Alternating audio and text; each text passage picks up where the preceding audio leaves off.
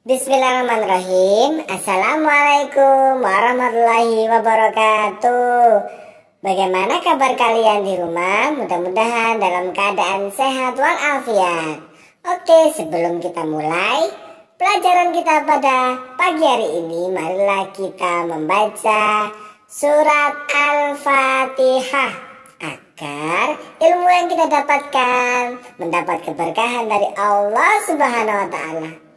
Ayo kita sama-sama yuk. Kita lafalkan bersama. Bismillahirrahmanirrahim. Alhamdulillahi rabbil alamin.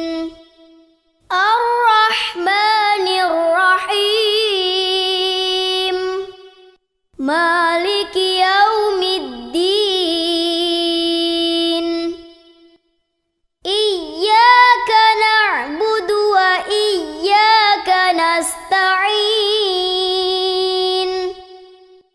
Ihdinas siratal mustaqim.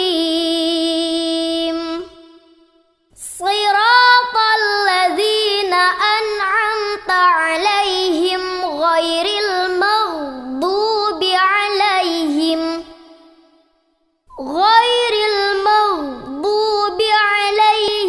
waladdallin.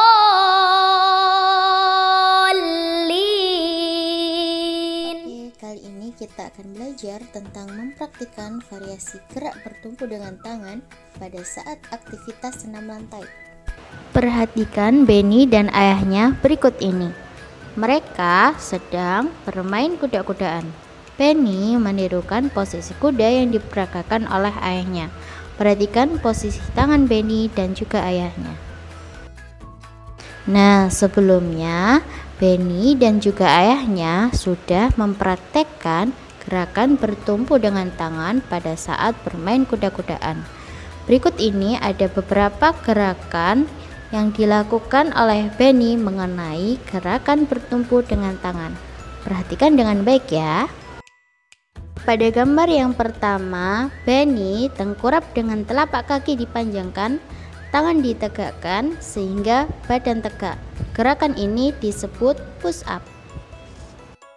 Pada gambar yang kedua, posisi badan Benny dipanjangkan menghadap ke lantai. Tangan diluruskan bertumpu pada lantai. Ujung kaki juga bertumpu pada lantai. Gerakan ini disebut gerakan push up. Pada gambar yang ketiga, posisi badan Benny berdiri menghadap ke dinding. Tangan bertumpu pada dinding, badan condong pada dinding. Kemudian tangan ditekuk lalu diluruskan kembali. Gerakan ini disebut gerakan mendorong tembok. Nah, itu tadi beberapa gerakan bertumpu dengan tangan pada saat senam lantai yang sudah diperagakan oleh Benny. Kalian bisa mempraktekannya di rumah ya. Benny melanjutkan permainan kuda-kudaan. Benny menjadi anak kuda. Kaki Benny menyenggol guci saat merangkak. Guci rebah dan hampir menyentuh lantai. Ayah Benny menyambut guci tersebut. Guci disambut sebelum rebah di lantai. Benny dan ayahnya bersyukur karena guci disambut dengan cepat. Rasa bersyukur merupakan perilaku yang baik. Perilaku ini sesuai sila pertama Pancasila. Oke, selanjutnya kita akan belajar tentang perilaku yang mencerminkan sila Pancasila. Masih ingatkah kamu bunyi Pancasila 1 sampai dengan yang kelima? Oke, mari kita sebutkan bersama ya. Ikuti Ustazah dengan baik. Pancasila. 1. Ketuhanan yang Maha Esa. 2. Kemanusiaan yang adil dan beradab. 3. Persatuan Indonesia. 4. Kerakyatan yang dipimpin oleh hikmat kebijaksanaan dalam permusyawaratan perwakilan. 5. Keadilan sosial bagi seluruh rakyat Indonesia. Nah, coba perhatikan gambar berikut ini. Gambar-gambar tersebut mencerminkan sila Pancasila. Berikan tanda centang pada gambar yang menunjukkan sila pertama. Gambar nomor 1 menunjukkan anak perempuan sedang berdoa sebelum makan. Nah, apakah ini termasuk contoh perilaku sila yang pertama? Ya, benar. Berdoa sebelum makan adalah salah satu contoh perilaku dalam pengamalan sila yang pertama. Selanjutnya, gambar yang kedua.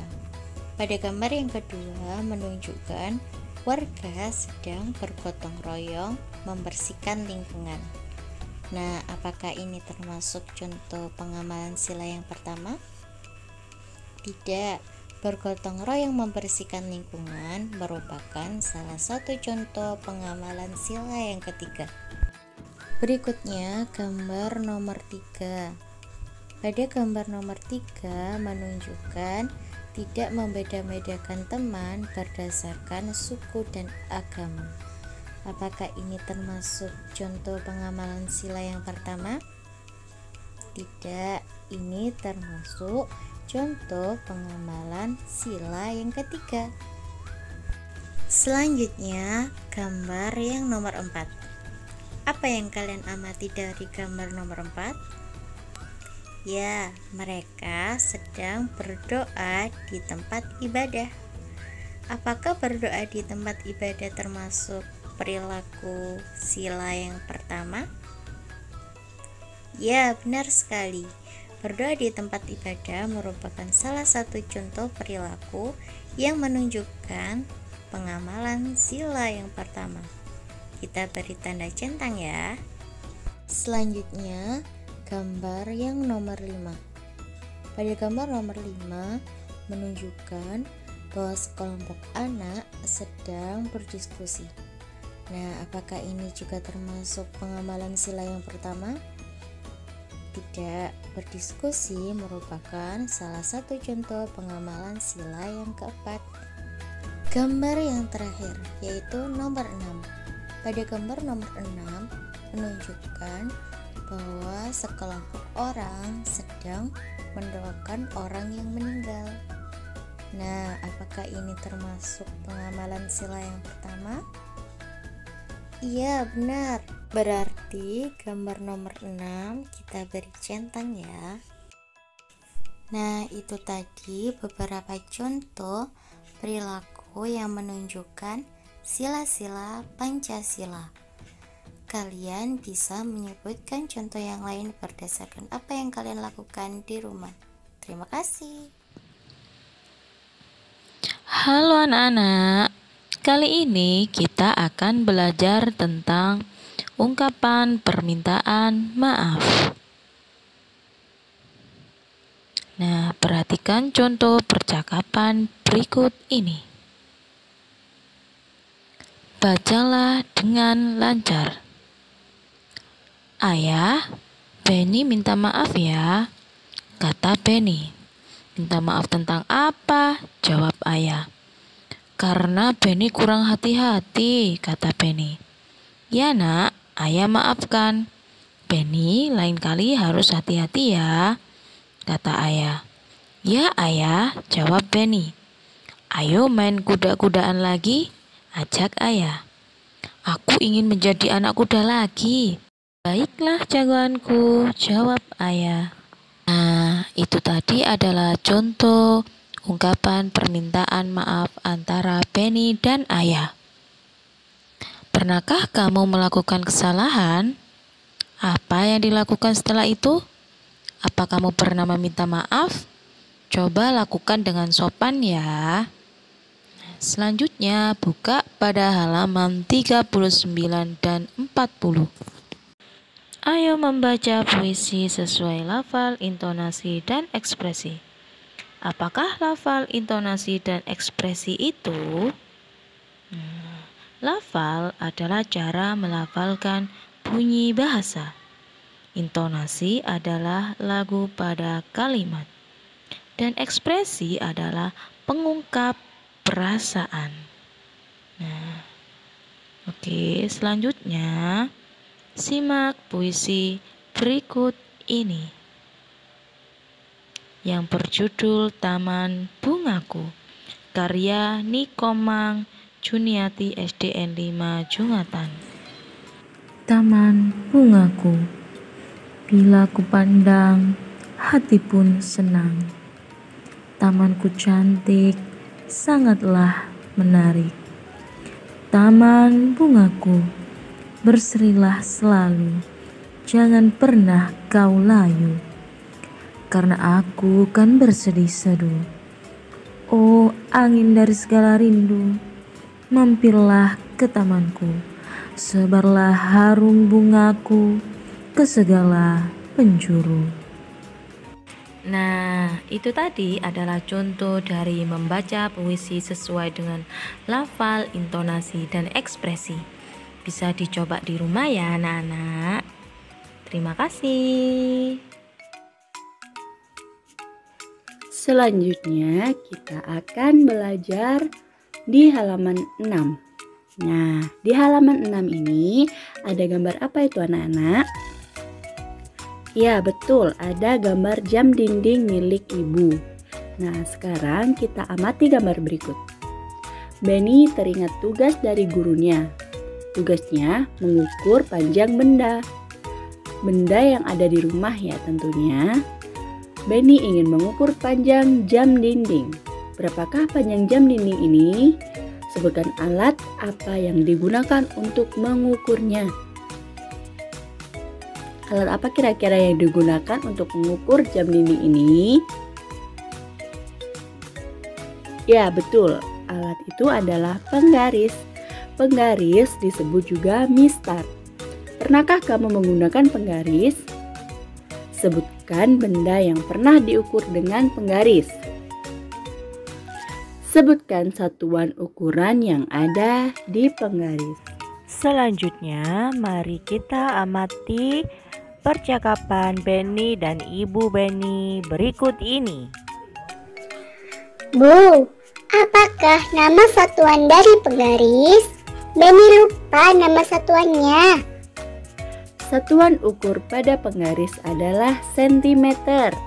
Sentimeter disingkat dengan cm. Bagaimana cara menggunakannya, Bu? Caranya menggunakannya adalah sebagai berikut. Ukur benda dimulai dari angka 0. Angka 0 pada penggaris harus lurus dengan pangkal benda. Oh, begitu. Terima kasih, Bu. Nah, sekarang kita lihat dari gambar berikut. Ukurlah benda-benda yang ada di sekitarmu. Gunakan penggaris untuk mengukurnya. Nah, sekarang tugas anak-anak di rumah adalah mengukur benda yang dapat diukur dengan penggaris. Kemudian ukurlah panjang benda itu, kemudian catat di buku tulis kalian masing-masing. Selanjutnya, pilihlah benda yang dapat diukur dengan penggaris. Tugas kedua adalah melihat dari keenam gambar tersebut manakah yang bisa diukur dengan penggaris. Nah, yang bisa diukur dengan penggaris tulis di buku tulis kalian masing-masing ya. Tulis angkanya, misal yang bisa nomor 1 atau nomor 2 atau nomor 3. Sebutkan nama bendanya juga. Selanjutnya, mari kita perhatikan percakapan antara Benny dan kakak Benny berikut ini. Kak, Benny mau bertanya. Ya, tanya tentang apa? Bagaimana cara menggunakan meteran? Caranya sama dengan menggunakan penggaris. Mulailah dari angka 0, di mana 100 cm atau sentimeter sama dengan 1 meter. Meter biasa ditulis dengan huruf M saja. Oh, setiap penggaris pada meteran sama dengan di penggaris. Ya, benar. Garis itu yang digunakan mengukur panjang benda. Coba perhatikan. 1 1 meter sama dengan 100 cm. Kemudian, lihat di halaman 32 di buku tematik kalian. Di situ ada tulisan 1M atau 1 meter sama dengan 100 cm atau 100 cm. Begitupun sebaliknya, 100 cm sama dengan 1 meter. Nah, sekarang Ustazah punya tugas untuk anak-anak di rumah, yaitu jawablah nomor 1 sampai nomor 5 di buku tulis masing-masing ya. Usahakan untuk buku tematiknya tetap bersih tanpa coretan. Terima kasih.